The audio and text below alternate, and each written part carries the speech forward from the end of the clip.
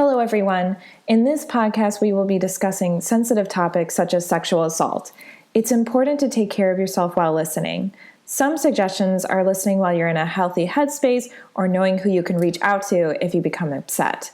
Our 24/7 helpline for crisis calls based out of Central Florida is 407-500-HEAL. By contacting the national hotline at 1-800-656-4673, you can get support and learn about your local resources. There's always someone ready to help.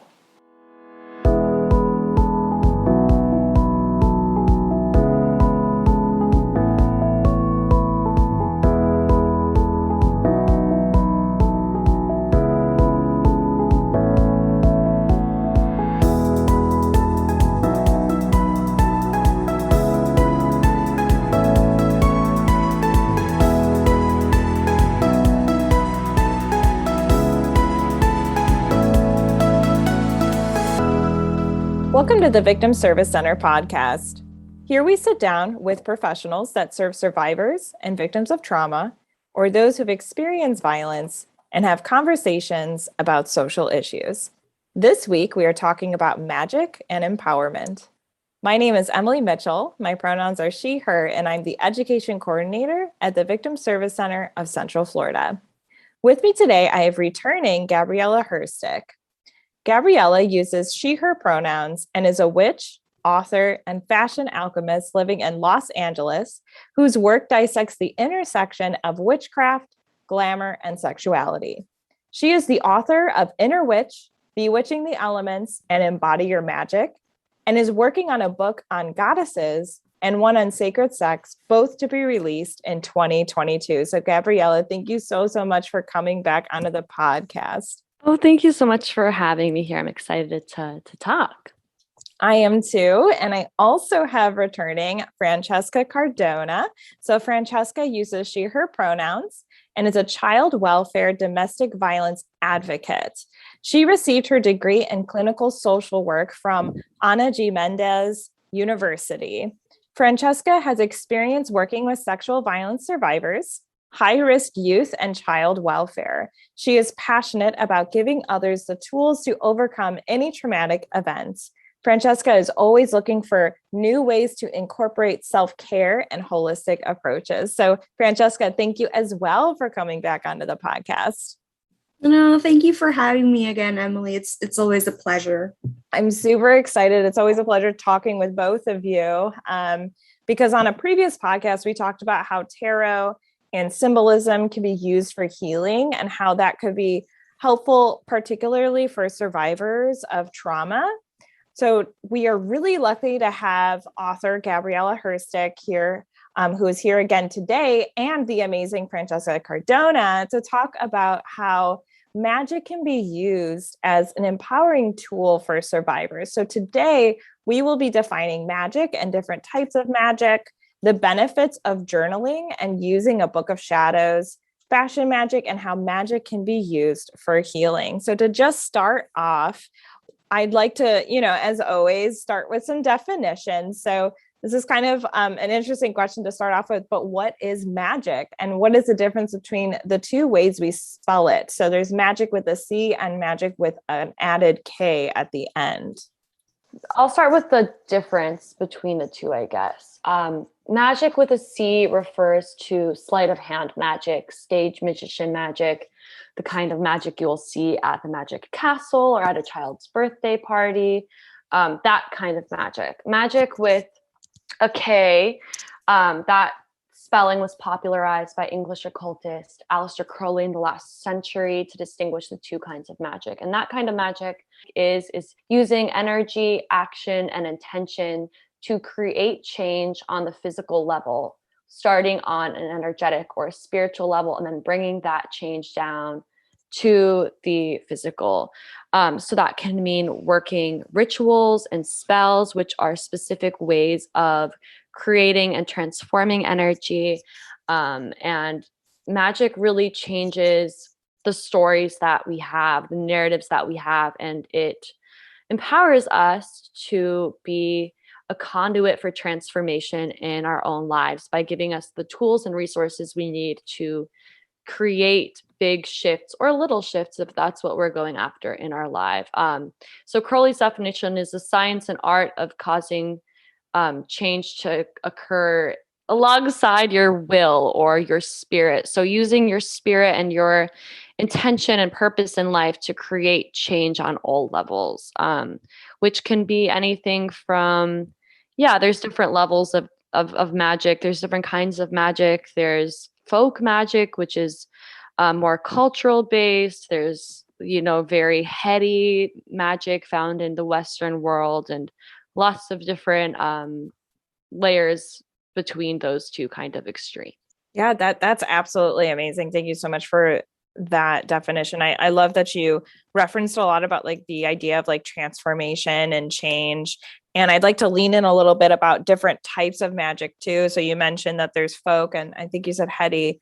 Are there any other types of magic that you want to highlight?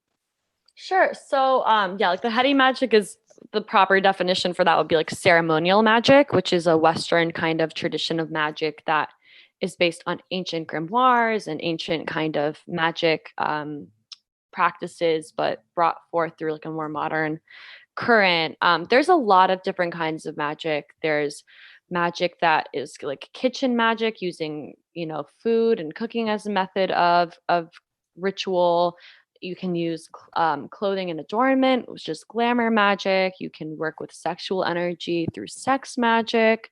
There's chaos magic, which doesn't really adhere to a single system and takes a bunch of different beliefs and utilizes that to create change. So there's a lot of different magic is really an umbrella term, and there's a lot of different kind of little subheadings beneath that. So there's a lot, and I feel like you can really work alongside your own passions and your own culture and your own interest to find a magical path and a kind of magic that resonates with you, which I believe is really important in making and doing and creating a life that is a magical life. Like the more it resonates with you, the more the magic you practice is able to fit in your life, the more powerful it's going to be. It sounds like it's super individual, and it can also be almost like an identity, perhaps. And seems like it also can be like a tool that you can use for self-reflection and self-identity in that sense as well. Absolutely. I think that magic can really offer a lot of sovereignty. I mean, oppressed people have been using ritual and magic to protect themselves and to gain sovereignty and independence since the beginning of time, really going back to the ancient shamans who are using magic to explore consciousness and all of that stuff. But I mean, I think that it's both an identity, like as a magician, like that's like a title that you would wear.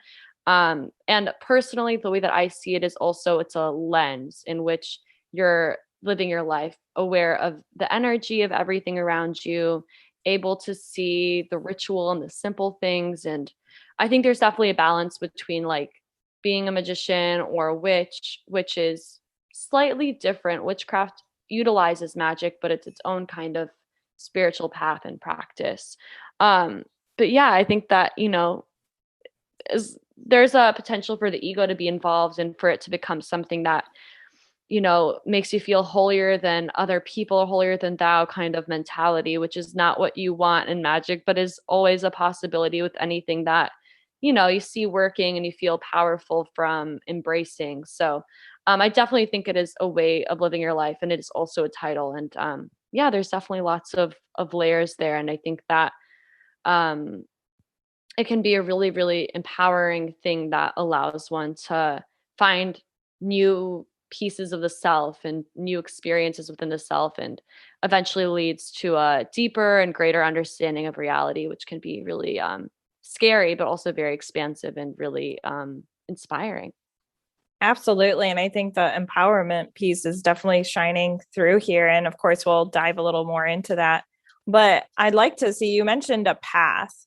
And so how did you actually find yourself finding magic? Yeah, so I'm really lucky that I grew up in a household where there was already it's just always been very spiritual. Both my parents are very spiritual people, and I was kind of introduced to different energetic healing modalities like yoga, meditation, and breath work and crystals and dream work. Like that's just been around me since before I was born. But I really discovered magic through witchcraft, through a specific sect of witchcraft, a religion called Wicca, when I was around 12. And I was just led down on a rabbit hole of earth-based religion and paganism. And at that time, goddess worship was introduced into my life. And even though I don't identify as Wiccan, I'm still a witch and still work with goddesses. And in the past few years, have started exploring more of a ceremonial magic through a path of what's called Hermetic Kabbalah, which is like takes Hermeticism, which dates back to ancient the Hellenistic period in Egypt, which is where the Roman and Grecian influences were influencing the Egyptian Egypt, and it also works alongside the Tree of Life as brought forth through the Kabbalists of the 15 and 1600s who started working with like tarot cards and astrology and overlaying that stuff on the Tree of Life. So it's a kind of a specific path of the magical current in the West known as a Western mystery tradition. So that's been more recent. And yeah, so I definitely, my path is always evolving, but witchcraft and goddess worship and that kind of magic has become or has been a central part of my life since I discovered it over a decade ago. I love this. And thank you so much for sharing kind of your personal experience and past when it comes to finding magic and witchcraft. Fransheska, I don't know if you, as far as your path with working with magic, if you want to share anything as far as how you found kind of this journey as well. Sure. So in my family, specifically on my dad's side, they did practice what is called in Puerto Rico espiritismo, which is more Latin, more so dealing with ancestors and spirits in the house, but it wasn't necessarily completely practiced at my house. Puerto Ricans are known to be very Catholic. So I began experimenting with magic after my sexual assault because I just found out that a regular therapy really wasn't cutting it for me. It really wasn't helping me process the trauma. I didn't like feeling like I had to depend on another person, such as my psychologist or my therapist or medication in order to completely heal. I found that process very incomplete. It wasn't like a full circle of healing. So I began experimenting, same as Gabriela, with a little bit of Wicca. I think that's like the entry or the gateway for a lot of people that experiment with magic. Beautiful lady in Puerto Rico. She introduced me. And then I just started reading cards again. I had always kind of played with cards. I think any anime chick that grew up with Cardcaptor Sakura had a deck and experimented with what the cards meant. So after that, I just kind of made it my own and I figured out what worked for me. And what worked for me was more so playing with elements, being in nature specifically. I remember tweeting Gabriela one time, I don't like crystals, but I'll pick a rock from the forest and I'll play in dirt. And it still is the most grounding experience for me. So that's kind of how I started incorporating magic. And then obviously when I got my master's, I started incorporating the elements of magics into a more clinical aspect, especially with, Jung's theories or systems theories and how culture and society kind of affects and molds us. So that's kind of how I began my journey. Kind of rocky up and down, but it's been a blessing. Thank you so much for sharing all of that as well, especially your experience as it being used as a healing tool. I think again we're kind of dancing around this word empowerment. So I'd love to know if y'all have like a definition of exactly what empowerment is. How would you define it? And how is it different from power? So for me, empowerment is the process of becoming stronger, more confident, and more powerful, but by yourself. So within myself, I am gaining power, confidence, knowledge, and all these positive things. And then when I look at the word power, I normally associate power with all those qualities, but placed in another person, someone external. When I work with people, I like to empower them because I don't want to have power over their decisions. I want to give them the tools and the means for them to grow however it is that they want to grow and branch out however they feel more comfortable. Power itself feels a little bit controlling, whether empowerment is the absolute opposite. I don't have anything to add. That was a perfect definition. that was it. Empowerment's a way to step into your own self more fully. I think exactly what Fransheska said, just nailed it. I love it. Yeah. I would always think of it as, this thing that is in you that maybe someone helps you rediscover or see in a different light, that they can bring out. That's like a form of empowerment. I love that I talk about how it's within the self too. And so with that, how can magic feel empowering? I know from my own experience that magic feels empowering because it's a way for me to work with the universe to create a reality that I want to live in.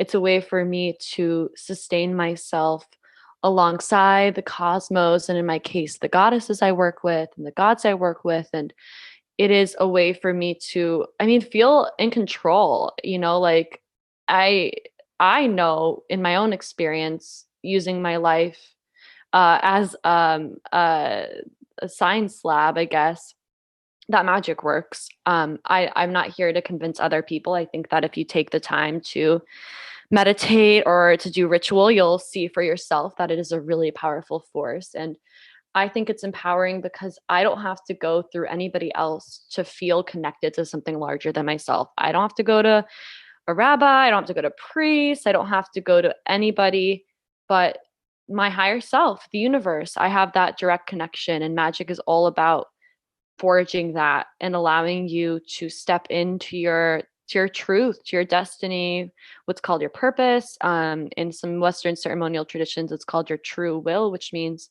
the specific reason that you were born into this life, into this body.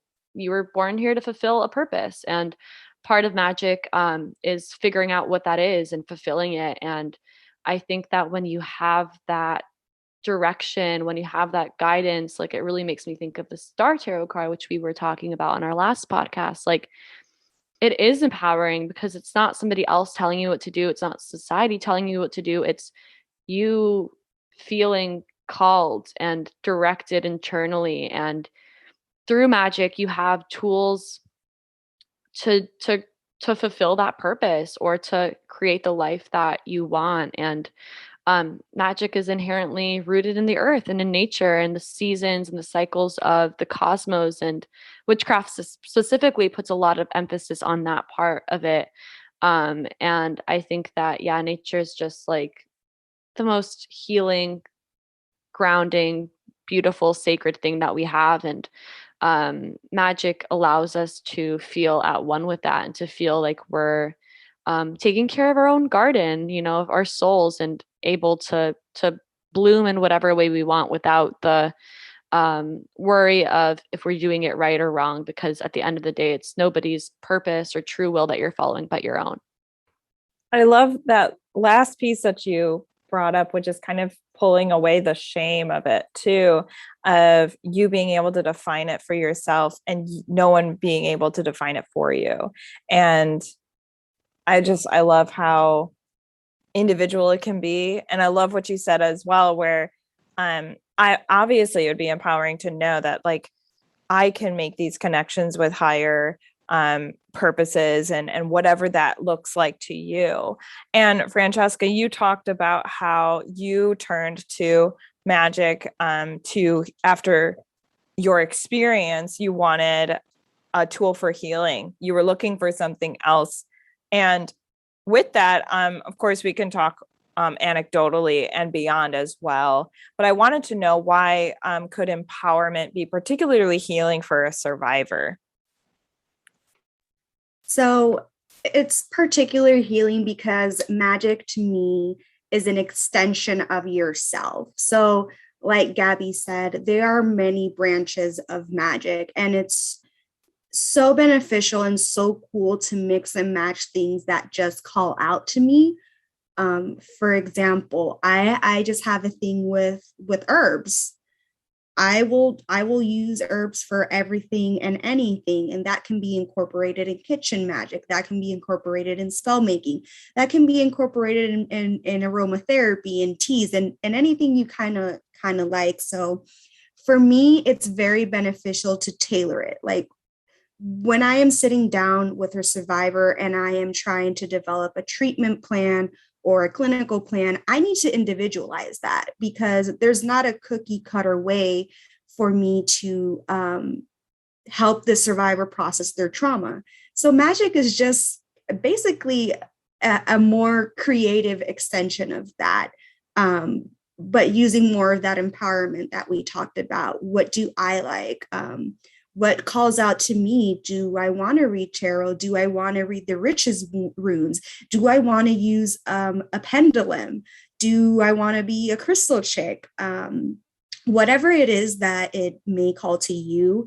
And that's exactly kind of what us as clinicians do. We pull apart from theories and we pull apart different tools from models to actually individualize the plan for a survivor. So in a way, it's very similar.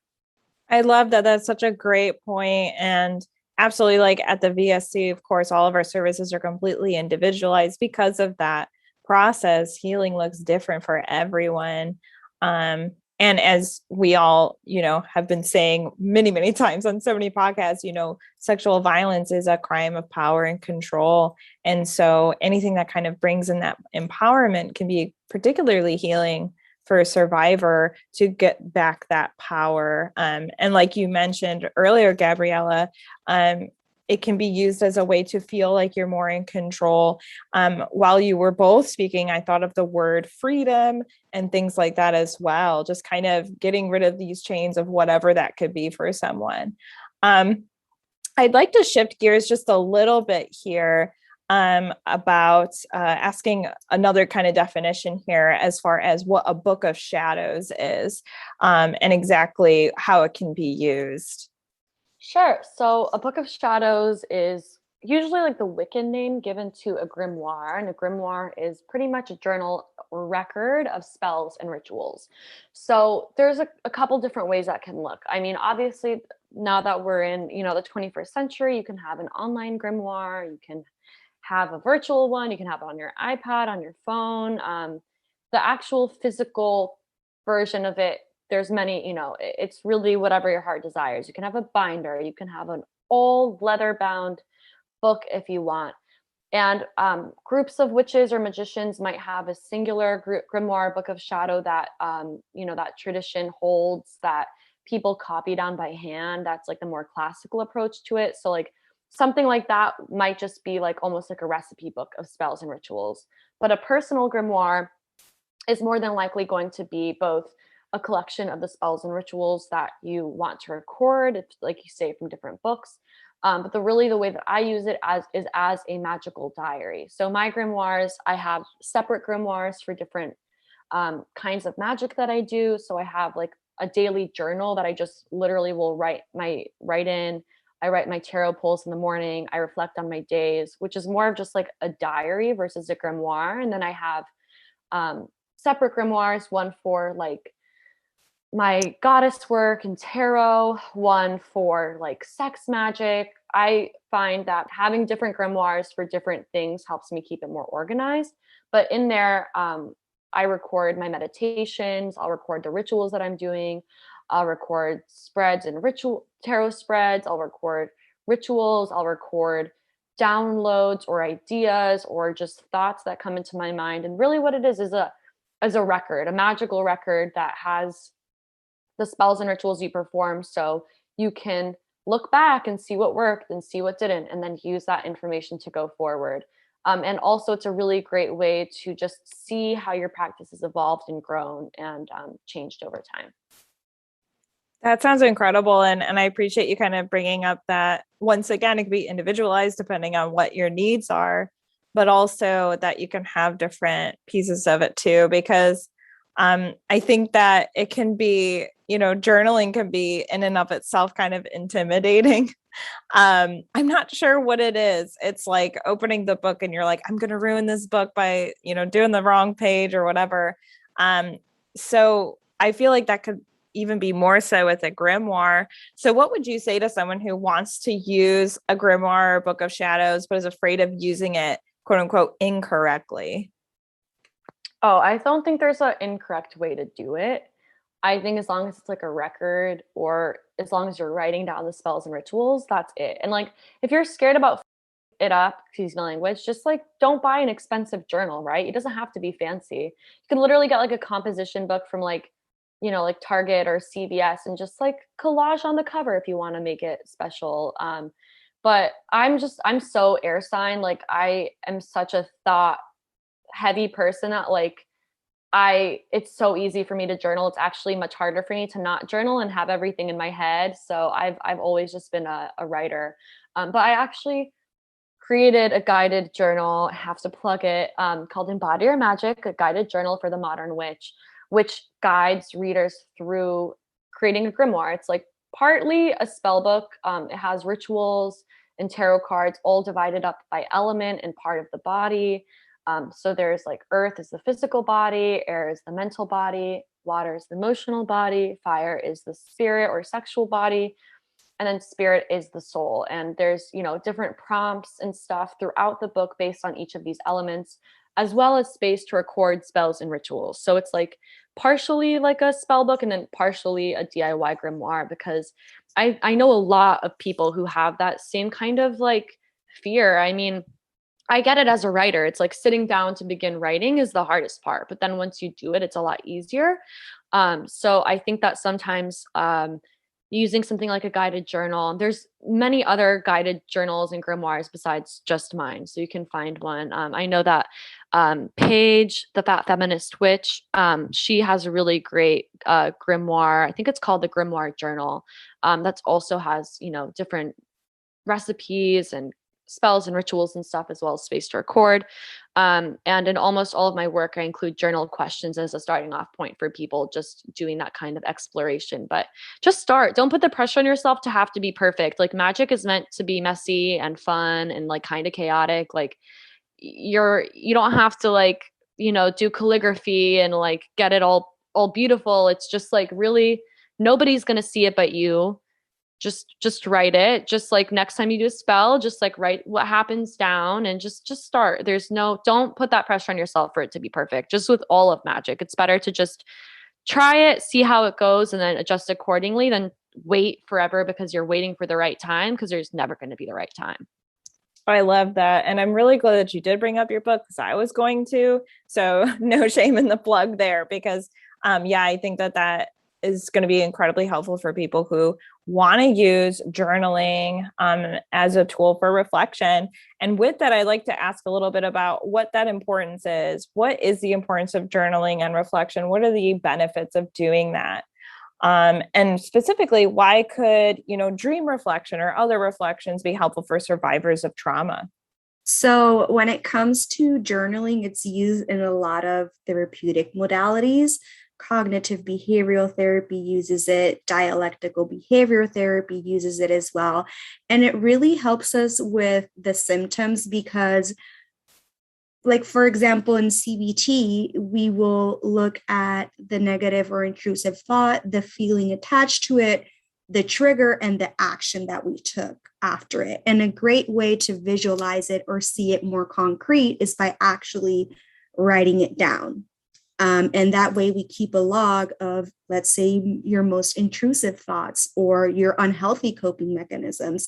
It helps the person visualize it because sometimes we do have unhealthy coping mechanisms, but we really don't realize it, or we don't catalog them as unhealthy because that's the only way we know how to cope, right? So journaling has always been a big part of therapy, and it's used for anxiety, for stress, depression, like I mentioned, a day-to-day tracking. And also I really like using journaling for positive self-talk. I like giving my survivors, both in sexual violence and domestic violence, a positive word. Let's say today's page is going to be proud. What are you proud about within yourself? I'm proud that I got out of this situation. I'm proud that I am still standing. I am proud that I finished school. I'm proud that today I went grocery shopping and I didn't have a panic attack. It helps us really look at the little things that we've accomplished. And I think that's very important. A lot of people like using vision boards for the future, which is kind of like the same thing as journaling and collage. And I like pairing it with the goal board. So I'll have a big board and half is going to be what you want in the future, but the other half is going to be things that you've accomplished in the past and in the present. Because a lot of the times when we focus on what we want, we kind of forget the milestones that we've already overcome. Right. So to me, and I went a little bit off topic, but anything like journaling and writing and expressing yourself word by word, collage, however you want to do it, is always going to be beneficial. Not only you see it, but anyone helping you or anyone trying to guide you is going to see it as well. And then I'm chaotic, so I have a leather grimoire with tea stained pages. It's all scratched up. Sometimes it has stickers, sometimes it doesn't. It all depends on my mood. So that's kind of how I do mine. And in there, I just write spells and positive mantras. I struggle a lot with intrusive thoughts still. So I'll look for like the mantras that I know that works. Like every woman struggles with body image, especially in today's society, and especially after a sexual assault, right? So I like saying, I love my body keeps me safe, my body keeps me moving, I am grateful for my body, right? So acknowledging that, yeah, my body may not look what I want it to look right now, but it's keeping me mobile and safe. And I'm thankful for my body. It's an extension of my soul. So I have to take care of it as well. I just love everything that you both are saying so much. I just want to say that. I love your idea of like the vision and goal board and also reflecting on what people have already achieved as well. I think that's super important. And, thinking about like these goals and like manifestations, that is kind of, what we're talking about here with Magick, this intentional kind of change and goals that we can set for ourselves and this connection. I also wanted to ask you, Fransheska, we were talking a little bit about like journaling as far as reflection. Could it possibly, and you mentioned kind of like writing it down could kind of make it real for some people. So I wonder if it could possibly be too overwhelming for survivors to write down things, and how could an advocate or therapist kind of help with this process? So that can absolutely happen, especially after sexual violence. You start writing, like a very common exercise is writing a letter to your aggressor to later burn it. But I always tell people, if at some point it gets too overwhelming, you stop, but bring the letter. Let's process it together. What was the last sentence? What was it that you wrote that triggered such an emotional reaction that you had to take a step back? Because like Gabriela said, there is no right or wrong way of doing this. So definitely if you're journaling and something starts feeling too heavy, it's okay to take a step back and let's revisit other types of magic that might work. I'm feeling too stressed about writing all of this down. Let me throw in some lavender and chamomile and jasmine in the bathtub and let me just sit there for a little bit. Let me decompress all these feelings. And then we can absolutely revisit it. It's there's a big talk in social media, especially witchy social media, about shadow work, right? And it's very tied to Jung's theories. And a big part of it is accepting your shadow self, or accepting that self that your soul has that the ego does not approve of. And when you start doing that, it is very triggering, and it is like, oh wait, I'm not this negative person. This part doesn't exist in me. And what happens is it's like a little slingshot. The harder you try to pull it back, the harder it's going to hit you. Rather, as you just let it tug a little bit and just kind of let it do its thing, it's not going to hit you as hard. That being said, obviously, if you're tugging too hard on the trauma or whatever the experience is, you can let it go. It's okay to have feelings and let that feeling pass and then revisit it. There's no need to push through journaling something or writing down something or even painting something that is just not feeling right at the moment. And if journaling is not for you, then we can revisit something else. I love that. I think that you talking a little bit about like a self-care plan too is really great, as far as like, you know, first off, being able to set a boundary with yourself, right? And be like, you know what, this is my limit and I have every right to stop doing this. Just because I, you know, consented to writing something doesn't mean I have to keep doing it if I'm feeling uncomfortable, right? And so I love that you know, give people again the power, empowering them to make those boundaries for themselves, and then also having that self-care plan of, you know, if this happens, what can I do? Or knowing that you're going to be doing like a heavy processing day exercise, having something in your back pocket as far as a tool to kind of refresh after that. And Gabriela, just kind of shifting gears a little bit, in your book, Inner Witch, you have a chapter on the veil of glamour, fashion magic. Can you talk a bit about fashion magic? Sure. This is like, it's so funny. I feel like lately, like when I've been on podcasts, it's like I get questions about the things that I'm currently writing about. So like right now I'm literally writing a chapter in my book on sacred sex about embodiment and how to use glamour as a way to connect with your own erotic essence. I'm literally working on that today. So I love that you asked me this question because it's fresh on my mind.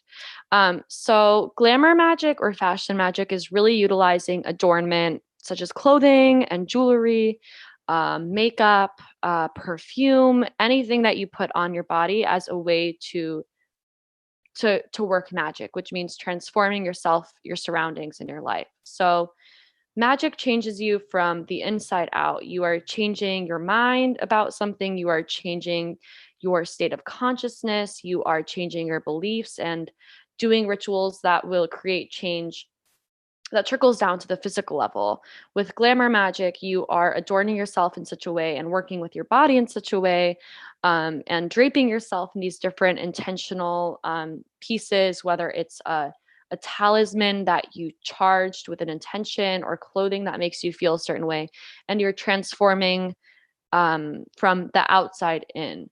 So glamour magic is utilizing both of those. It's the intersection of transforming from the inside out and the outside in. So that can mean working with something like color magic, because each color has its own frequency, its own associations, its own energy. And wearing, let's say, red if you want to feel fiery and passionate, and maybe black if you want to feel protected and really just rooted in yourself.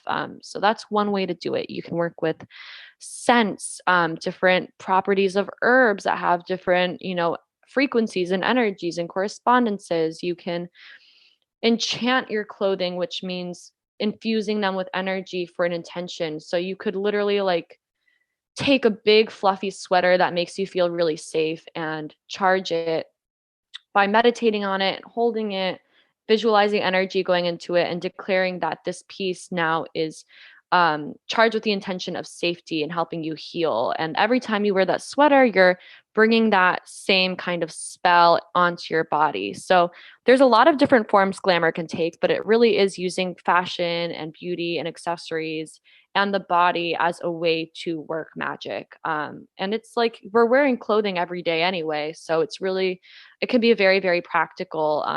In that chapter of my book, I share a way to enchant shoes for protection from, getting from point A to point B, whether you're traveling or walking into your car at night. Like you can put a sigil, which is a magically charged symbol that holds an intention and acts as a container for an intention, on your shoes to help you do that. So there's definitely like different layers, but it's really just using fashion and beauty and adornment intentionally for a desired purpose.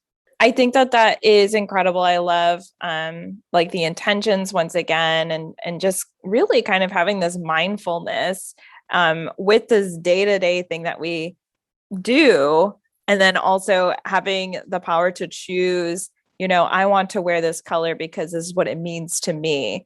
And I'd love to know, and I'd like to direct this to either of you, how can fashion magic be particularly empowering for survivors of sexual violence? Because whenever we think of victim blaming questions, one of the first ones, as far as an example that I hear is, well, what were you wearing? So I'm wondering, how can fashion magic be particularly healing for survivors?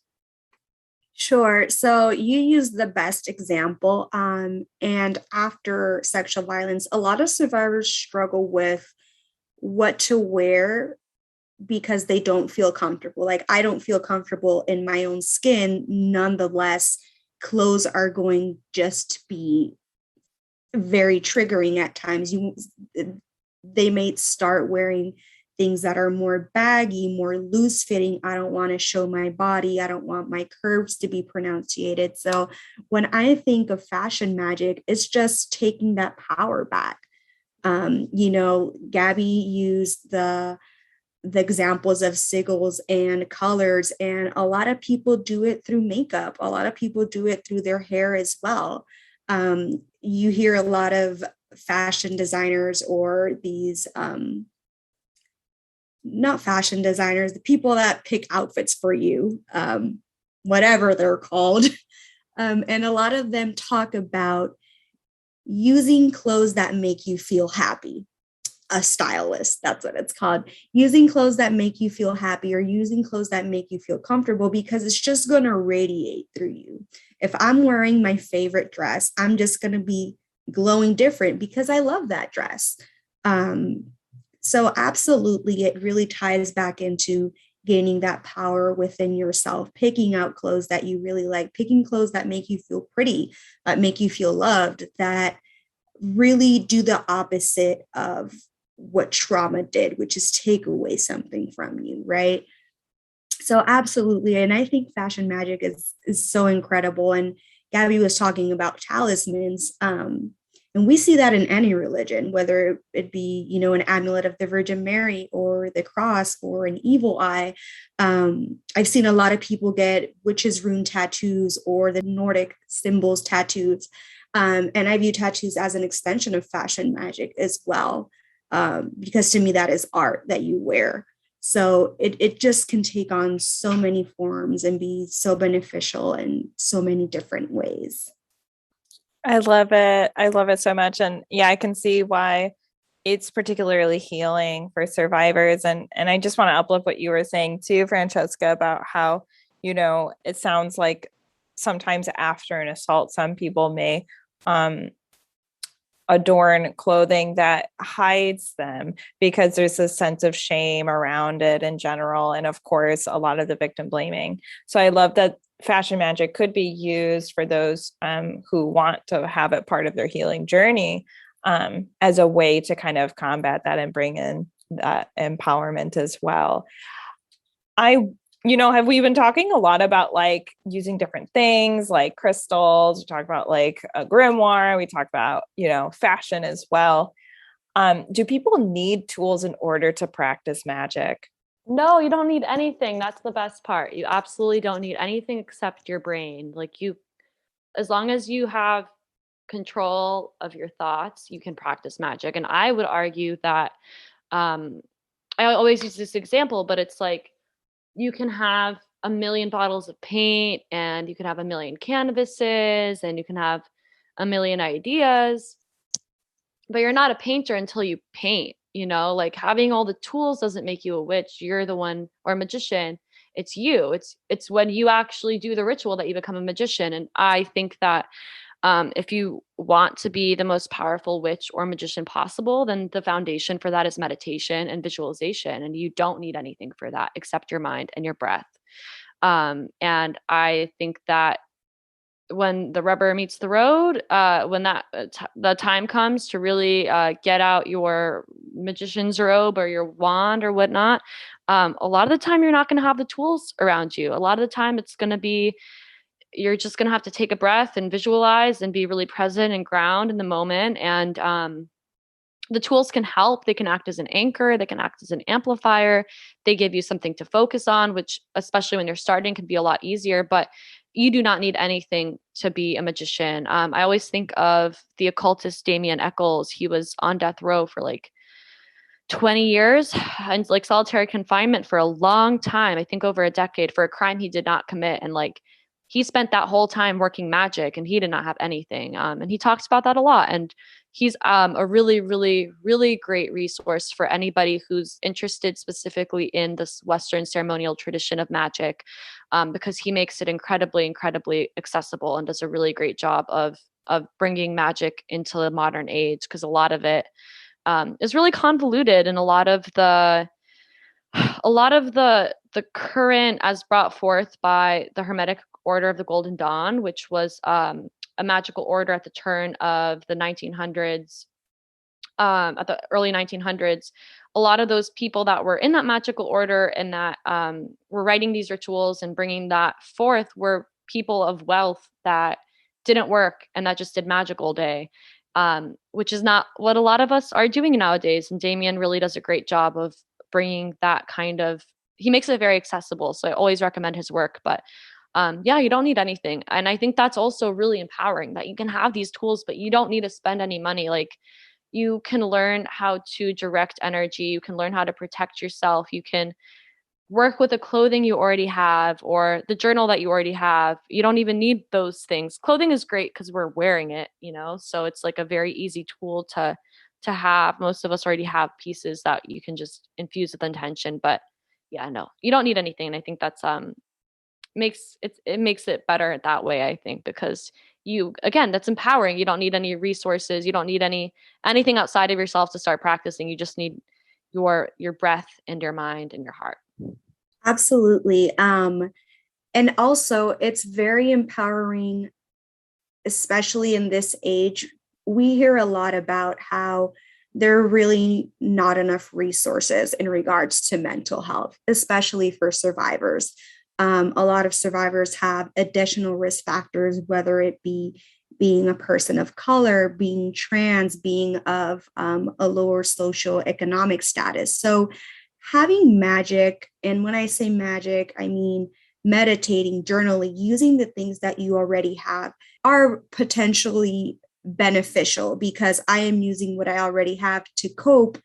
Because the reality is, we would love to have more resources, but it's not the reality. So if we can give our survivors something to help along the road that not necessarily is tied to another person or any exterior objects, then it's gonna be better for them, because they feel like they're healing, but I can do this somewhat on my own, or this is a good thing to do in the meantime until I find the resources that I need. Absolutely. I know, Gabriela, in your book, it says something like, just remember you are magic, which I think is such an empowering sentence in and of itself. And I do want to say, you were talking a lot about like how they made magic accessible. You are absolutely doing that yourself, like in your books as well. So I just want to shout that out, because I think you're so good at like breaking down these really complex things in a way that's very accessible for so many people, and just uplifting. What you were saying, Fransheska, is, that's exactly why I wanted to ask this particular question, because, I want to make sure that things are accessible for individuals who, sometimes the rose quartz helps someone, but you don't need it. Right. And with that, this isn't a question that I wrote down and sent to you all, and we can skip it if you want, but I was thinking about this a little bit while we were talking, which is, we talked a lot about like doing spells or rituals or things like that with an intention and as a way to like feel in control. And so if someone had a particular like goal with something and they use magic as a tool for that, and maybe the goal isn't achieved and they may feel discouraged by that, what would you say to someone who is feeling kind of like this isn't working for me or something like that? Yeah, I would say that there's a few reasons. First off, part of the reason you keep a grimoire is so you can go back and look and see what's working and what's not. There's a lot of reasons a spell won't work. It might be because once you do a spell or ritual, you're really not supposed to think about it. You're not supposed to wonder if it went right or wrong, because then you're just adding, you have to believe it's going to happen for it to happen. And when you kind of take those steps, like, oh, is it working? Is it not working? What you're doing is you're doubting the magic, and then that infuses that energy into it, and it makes it a little bit more complicated. The best thing you can do is just like believe in it and forget about it. But a lot of the time spells won't work because it's not actually what we need, and it's not actually what's aligned with what we actually need to happen, or with what we actually want to happen. We might be doing something because we think we should, but a part of us knows that it's not actually what will serve us, and then that kind of, it's like a weird spiritual self-sabotage because it's not actually something that's aligned. But magic is a practice. Your spells are not always going to happen, and that does not mean you're a failure. It just means you're a person, and that, yeah, next time maybe you try something else, or you go back to your grimoire and you see about, what's working, what's not. Maybe you seek out a teacher, but it's not like don't put the pressure on yourself of making it like a pass or fail thing. It's not a class. It's not, you're not taking a college course. You're learning a new way to work with your surroundings on an energetic level, which is something that we are not taught in school, and something that there's a learning curve, it's going to take time, but the more you do it, the easier it'll get, and the more you'll see what's working and what's not. And I think a big part of magic that we've been talking about in this podcast, but that I don't think a lot of people talk about, is that it's a creative practice, that you're allowed to make it something that you enjoy, and that you're allowed to do it in a way that resonates with you and that challenges you. And yeah, there's, rituals that you can follow that have already been done, but you can also absolutely write your own spells and rituals. And taking a look back at your records is a helpful way to kind of figure that out. But yeah, I just say keep going, don't doubt yourself, learn from what works and what doesn't, and reach out to somebody. I love getting questions about that kind of stuff on Patreon. I answer all my DMs on there. There's classes you can take. Again, Damien Eccles is a great resource if you're in LA, or just want to study ceremonial magic. 22 Teachings is a great resource. Like, there's things you can do, but just don't be hard on yourself and keep going, because not all your spells and rituals are going to work. And sometimes you'll realize a lot later that it worked out in a way that you didn't expect. So it's not necessarily that it didn't work out. It's just that the results were not what you expected, but maybe what you needed. I love that. Yeah. Definitely appreciate you kind of sharing the fact that, people aren't perfect, obviously. And I love what you said about how magic is this creative outlet too. Absolutely. Speaking about myths, is there a myth that only feminine individuals can practice magic? And what would you say to someone who identifies more masculine, but would like to practice magic? What would you say to them? So it's really funny because almost all of the voices and when I speak of magic in this case, I'm specifically speaking about magic and not witchcraft. So magic in the Western world, almost all of the voices are men, which is funny because a lot of the voices in witchcraft, a lot of the practitioners of witchcraft specifically, are women. So I think that, they're slightly different. Witchcraft is a kind of magic. It's a path of magic, but it's only one.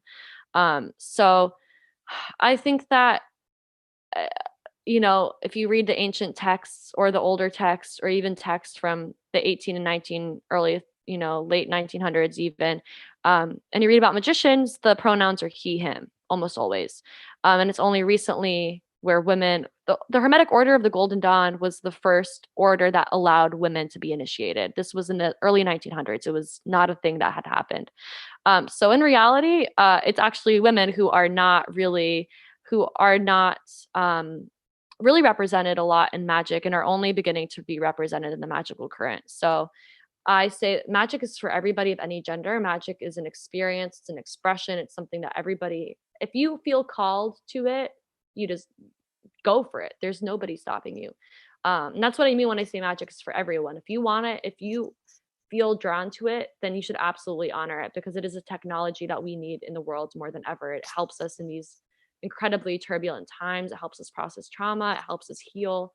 But as far as witchcraft goes, if you're a man and you want to practice witchcraft, you're absolutely invited. You're absolutely a part of it. Witchcraft is for every gender as well. It's a way of working with the cycles of the earth and the self and the cosmos. And there's no gender on that. We have gender. We have the divine feminine, the divine masculine within all of us, because we live in a world where our brains process everything in terms of duality and binaries. But that's just this level of reality. It's much, much deeper than that. And it's the ways that we consider gender aren't even a part of the magical current. There's it's so much more expansive than that. Alchemy is a branch of magic. So like things like alchemy is really transforming something to a higher level of consciousness. So the metaphor of turning lead or whatnot into gold is a reflection of the internal alchemy that happens when you work with magic, when you work with ritual, to transform your consciousness into a higher echelon of consciousness. So that's also magic. But a lot of these traditions, a lot of the occult traditions have been almost exclusively men that have practiced it. So at a certain point, I also am like, if you're a dude and you're practicing this form of magic and you feel excluded, maybe just take a step back and realize that actually, like, this was a path that was carved for and by people with penises, with men. So, but in the witchcraft space specifically, it's a lot more influenced by women, but still a lot of the authors even today that are really, really popular are still men. So, there's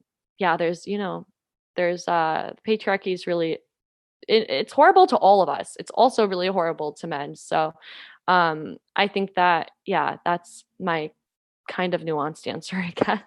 No, that's perfect. I really appreciate it. Going back to the accessibility thing and how it really is individualized and it's open to everyone, and kind of breaking down. And you talk about this in your book too, kind of this idea that, it kind of goes against societal structures, how those who identify as the witch are the ones who are protesting and the ones that are, making those social changes. So it makes sense that it would be kind of like, freeing, I suppose. On a previous episode of the VSC podcast, we have actually talked about mindfulness and how that can help bring individuals back to the present. So shifting gears a little bit here, this can be particularly helpful for survivors of trauma who may be experiencing symptoms of post-traumatic stress disorder. So we talked a lot about intention. So how does magic bring in elements of mindfulness, and how can it be a tool to safely come back to one's body? And why is this important for survivors? So when we look at symptoms of PTSD, right, we look to ground the person. And when you're practicing magic, before you do any type of spell work or any activity, you have to ground yourself first. It's like Gabby said, you have to meditate and be grounded in order to practice your craft. So when we talk about magic as a tool specifically for healing trauma, and maybe they're having flashbacks at the moment, okay, let's look how we can ground. Do we need to use nature? Do we need to use any elements? Do we need external tools? Can we use positive affirmation or mantras? Because to me, they're kind of the same, but they can be spell work as well. I think that's how it kind of ties back into it. And grounding for me, uses all the senses. So aromatherapy can also be one. And the intention that you set with your herbs or your essential oils can play a big part as well. I love it. And, you were talking a little bit about kind of this ritual aspect of it. So what are the benefits of rituals, or are there benefits of rituals? How can it be healing for survivors? It's funny because when you say ritual, in my head, I'm like ritual, routine, kind of the same thing, self-care plan. So I might say ritual because I'm incorporating magic and I'm setting extra intentions. But what I'm really developing is a healthy routine for myself, a healthier lifestyle that's incorporating mindfulness and magic.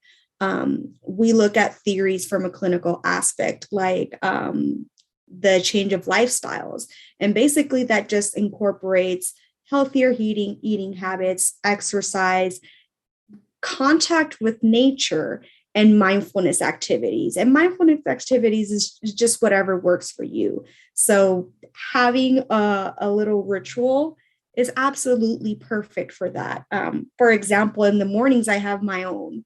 And when that gets disrupted, I'm just in a funk all day because I didn't do my little morning ritual or my little morning routine. So that really helps out, and it also creates a habit. And it's easier to not fall into unhealthy coping mechanisms when we have that healthy routine or ritual. And obviously, Gabby can touch more in base with specific rituals for healing or spell work or things a little bit more quote unquote magical for other experiences. Oh, sure. Yeah. I mean, there's so many things that you can do. I feel like the elements are a really good framework for creating rituals because they each kind of have their own correspondences. And I find that working with those 5 elements can help you create rituals that serve you without feeling so overwhelmed. So both my book, Bewitching the Elements, and Embody Your Magick dive deeper into those specific rituals and what that means. But really, if you think of earth, like Fransheska said, you think of grounding, you think of being rooted, you think of being strong and flexible, you think of boundaries. So sitting in nature or doing a meditation with grounding or drinking herbs that are associated with healing or rest, like lavender, are all ways to access that energy. The element of water is also incredibly healing, as it is related to our emotions and our hearts and our love and the fluidity within us as beings. So taking a salt bath or listening to sounds of rain or going to the ocean, drinking a glass of water really slowly and intentionally are all ways that you can tap into that element and heal. For me, like taking baths is something that I need to do to keep myself mentally healthy. Last week when I was in Mexico City visiting my grandma, and there's only one bath in her room, and I didn't take a bath all week, and I was like, wow, I'm so anxious. Like every night I got so anxious, and I realized it's because I was out of my space, I was out of my routine, I couldn't take baths. So yeah, I highly recommend baths. It's one of those things I feel like self-care, take a bath, but water is so healing and it holds the intention. So if you even take a few minutes to breathe with your water and hold your palms over it and infuse it with the intention of healing, it will support you in that healing. Air is related to our mental self, our thoughts, our patterns, our thinking. So a practice or ritual like journaling is going to help you process and engage with that element and create new stories, create new patterns, and release what's not serving you. I think, I know Fransheska mentioned affirmations for her own practice, and affirmations are a central part of my own practice as well, as they help you create new neural pathways. They help you create new connections in your brain that can support your healing. So healing self-talk and rewiring your brain and supporting yourself in having those more compassionate conversations with yourself is really powerful. A simple ritual can be, I'm safe, I'm held, I'm supported, saying that in the mirror 3 times or whatever affirmation you want, as well as journaling and even writing out that affirmation, like on a couple of pages, just over and over again to kind of help help train that. Fire is connected to our spiritual self, our anger, our rage, our sexuality. So like if you're doing a practice like Fransheska mentioned, like writing a letter, maybe you write the letter, you take it into whoever your support system is, you process it together. And when you're done, you burn it as a ritual of releasing it. Fire can teach us of how powerful it is to feel angry and to feel rage. We're taught really to reject those emotions, but those are sacred emotions that are catalysts. When you feel rage and when you feel anger, it leads you to transformation. It leads you to taking action against injustices or to claiming your voice. And when you use that and you work with it through ritual, whether it's through candle magic, simply like infusing a candle with intention by holding it in your hands and repeating an affirmation, and then burning that candle and meditating, or burning that candle and seeing that as a physical vessel of releasing this anger, that's really powerful. And I really believe in the power of a rage ritual. So like jumping up and down and shaking and moaning and screaming, or screaming into a pillow or under the bath. I personally love like taking a towel and like folding it hot dog wise, so it's kind of like a whip, and then like whipping my bed and like physically getting my anger out that way. Very cathartic. Like boxing, moving, shadow boxing, those are all ways of working with the fire energy within you. Then the last element is spirit, which is kind of the connective thread through all of these, and that's the way that we connect to something larger than ourselves, or our higher self, or our spiritual self, or our soul. So something like pulling tarot cards and meditating or journaling is a really simple ritual for healing and empowerment. Praying is not just for Christian people. Praying is a way for you to connect to something bigger or to yourself. You can pray to yourself. And meditating could also be considered a ritual of spiritual practice. And there are a lot of great apps out there. I know there's Headspace and Calm. The app that I use is called Insight Timer, and there's a ton of free meditations on there. Chakra healings, energy balancing healings, body scans, really whatever kind of guided meditation you need, as well as a timer. So meditation and breath work too, doing specific breaths to tap into different energies or to calm yourself, is a really powerful ritual.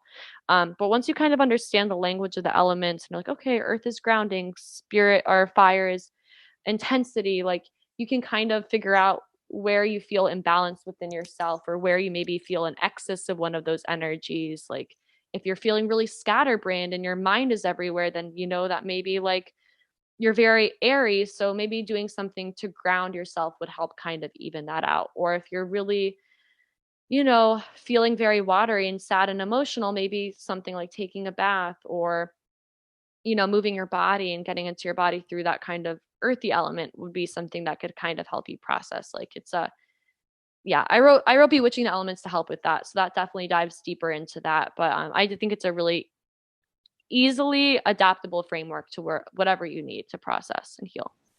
I could honestly talk to both of you all day. Honestly, I love hearing everything that you're sharing. You're sharing so much great information, and you kind of already started going down this kind of final question here. But essentially, what would you say to a survivor of trauma who is interested in exploring magic as a tool on their healing journey, but maybe feeling overwhelmed as to where to start? You shared some great resources already. Just wanted to give you both a chance to share any final resources for people to kind of start. So at least for me, is just reminding survivors that healing is never linear, and neither is magic. It's all, practice, trial and error, same as coping mechanisms. They're not going to always work, and sometimes we need to revisit those. It's very not much different. Healing itself can be very overwhelming, no matter the context. Obviously, we speak more of sexual violence on the podcast, which is a little bit more intense, right? Because it involves so much power and control. But what I would say to anyone trying to explore magic after a traumatic event is just go for it. There's no right or wrong way to do this. There's no set of rules, and there's no punishment if you think you did it wrong. What's the worst that can happen? You just have to do it again. And I think that's the beauty of it as well. I love that. I totally agree. I think just allow your interests and your heart to guide you. If you're feeling really called to work with herbs, then honor that. If you're feeling really called to maybe start doing some, affirmations, honor that. If you want to create an artistic practice as a magical practice, you can do that. Just there's no rush, and you're allowed to start wherever you are. And if you start something and you don't like it, you don't have to continue doing it. And maybe like think about, if you don't really know where to start, also like talk to your family. A lot of the time we have folk customs, or we have traditions in our family that are magical. Maybe they don't have that title, but that might be a good way to start. Like, there's so many different ways to begin. And if I mean, now with the internet and YouTube, it's really easy to kind of be guided on a path. But like, I grew up in the occult section of Barnes and Nobles and Borders.